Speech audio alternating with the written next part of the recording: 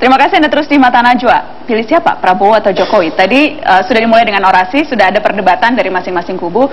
Terputus di soal kampanye hitam. Kalau tadi soal obor rakyat, apakah itu kampanye hitam atau tidak, tadi sudah dijelaskan. Tapi yang jelas ada kemudian tudingan-tudingan yang juga muncul ke kubu Prabowo, Bu Kofifa. Soal penculikan, soal pelanggar HAM, dikhawatirkan akan menjadi diktator, otoriter. Orba, ya betul. Orde baru, itu hitam yang kurang lebih sama dengan apa yang Anda sebutkan dialami oleh Jokowi, atau itu kampanye negatif? Secara definitif saya rasa berbeda. Kalau negatif campaign itu faktual, tetapi sisi negatif dari perjalanan karir seseorang, ya, pribadi seseorang. Tapi kalau black campaign itu memang fitnah gitu.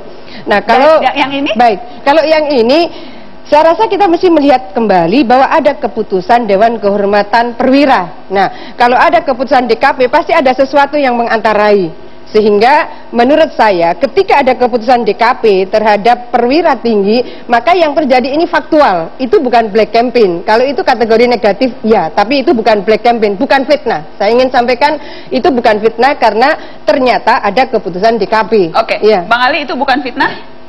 Saya lagi-lagi harus mengatakan bahwa Pak Wiranto sudah kena batunya bahas masalah ini. Jadi Ibu Hafifah jangan ikut-ikut, nanti kena batunya lagi. Ya, karena ada keputusan DKP. Karena begini, kita ini orang-orang sipil di luar. Saya masih mahasiswa Universitas Indonesia, Fahri masih mahasiswa Universitas Indonesia, Budiman dan kami semua kami di luar. Kenapa peristiwa ini tidak diangkat pada waktu Prabowo menjadi wakilnya Megawati? Sekarang Prabowo menjadi calon presiden, ini terungkap semua. Seperti manusia ini semua punya kesalahan. Semakin difitnah dan semakin disudutkan Prabowo Subianto, saya mengatakan alhamdulillahirabbil. Jadi menurut Anda itu fitnah? Itu bukan fakta? Itu tidak saja sesat, tetapi menyesatkan rakyat, termasuk masalah DKP. Yang mana yang sesatnya? Itu tadi yang diceritakan, keputusan DKP segala macam. Karena ada pertimbangan-pertimbangan. Ini orang kalau diberhentikan, kalau Prabowo Subianto diberhentikan tidak dengan hormat, kenapa dia mendapat pensiun? Kenapa dia mendapatkan SK dengan sebuah pemberhentian dengan penghormatan? Oke, jadi ini fitnah, sesat dan menyesatkan. Wahai rakyat Indonesia, jangan nanti percaya ini semua. Ini fitnah, ya. Halas, selesai. Tapi surat itu tidak pernah dicabut sampai sekarang. Bahwa keputusan Dewan Kehormatan Perwira itu tidak pernah dicabut. Artinya ada sesuatu yang menjadi prolog sampai kemudian ada Dewan Kehormatan, lalu mengambil keputusan, lalu mengeluarkan surat. Ya. Jadi ini tidak bim salabim, tidak sembarang kan bisa melahirkan seorang perwira tinggi di negara manapun. Jadi, ya. Baik. Soal kampanye hitam, masing-masing akan bilang ini hitam, ini fitnah dan sebagainya. Kalau saya tidak, saya kan tidak ada urusan dengan itu semua. Mau hitam, mau putih, mau negatif, mau positif, tafadhol, silakan aja. Kita harus membedakan antara negatif campaign dan black campaign supaya terang gitu. Bagi yang Prabowo, mana yang black campaign, apapun mau dilakukan ini untuk pendidikan politik di negeri ini bukan hanya untuk 9 Juli saya rasa. Di negeri ini orang harus dididik politik secara bermartabat dan secara berkualitas gitu. Sehingga tidak bisa sembarangan. Mana yang negatif, mana yang black. Kita bicara soal model kepemimpinan. Kalau kita memilih pemimpin, tentunya kita punya bayangan dan harapan model kepemimpinan seperti apa yang akan cocok untuk memimpin negeri ini 2014 seterusnya.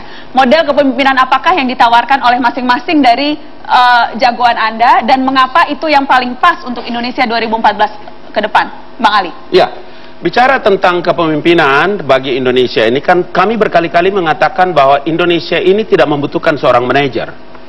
Presiden Republik Indonesia itu seorang leadership. Karena itu ketika masuk gorong-gorong, masuk lorong, keluar lorong, kami tidak ada urusan.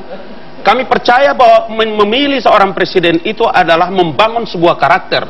Yang tidak ada lagi orang bicara tentang latar belakang, bukan persoalan kepemimpinan militer, bukan otoriter seperti yang dituduhkan kepada Prabowo Subianto. Jadi memimpin rakyat Indonesia dari Sabang sampai Merauke, dari Aceh sana. Dan model kepemimpinan yang seperti apa? Ada sama Prabowo seluruhnya. Yaitu? Berikan amanah sama dia akan tunjukkan kemampuannya. Bu Hafifah? Baik. Model kepemimpinan seperti apa? Ya. Bottom up democratization itu menjadi penting karena sekarang ini seringkali yang terjadi adalah monopoli tafsir. Kebutuhan-kebutuhan saudara-saudara kita di Papua, kebutuhan saudara kita di Aceh itu ditafsiri sendiri oleh pemerintah pusat. Mereka sebetulnya butuh pasar dikasih sekolah, mereka sebetulnya butuh rumah sakit dikasih jembatan misalnya. Yang dilakukan oleh seorang Joko Widodo adalah bagaimana beliau mencoba mendengar aspirasi yang berkembang. Lalu kemudian bagaimana kebinekaan di negeri ini yang yang kemudian kita melihat potensial konfliknya sangat mungkin anytime bisa muncul, anywhere bisa muncul di mana-mana. Dan kita bisa mendapatkan sosok Yusuf Kala yang sudah teruji. Jadi bagaimana konflik resolution apa dan mengapa itu akan bisa lebih baik dibandingkan yang tadi model leadership yang bukan manajer? Prabowo Subianto. Ya, saya ingin mengatakan bahwa besaran wilayah geografis dan besaran wilayah administratif kita membutuhkan manager leader.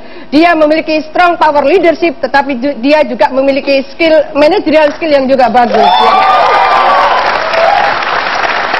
You need the strong power leader. Oke, satu menit terakhir, ini adalah hari-hari terakhir kampanye. Untuk yang belum memutuskan, untuk orang yang masih ragu, apa hal yang akan Anda yakinkan? Singkat-singkat saja, untuk mereka yang masih belum punya pilihan preferensi tertentu, apa yang harus mereka ingat sekarang? Saya memberikan jaminan kepada teman-teman yang masih ragu untuk menentukan pilihan.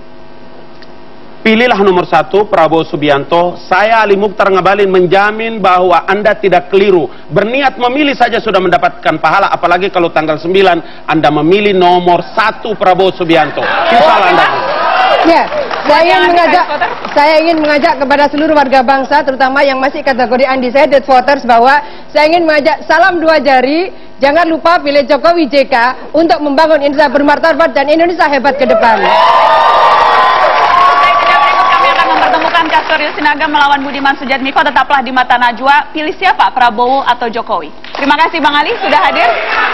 Bu Hovifa, terima kasih banyak.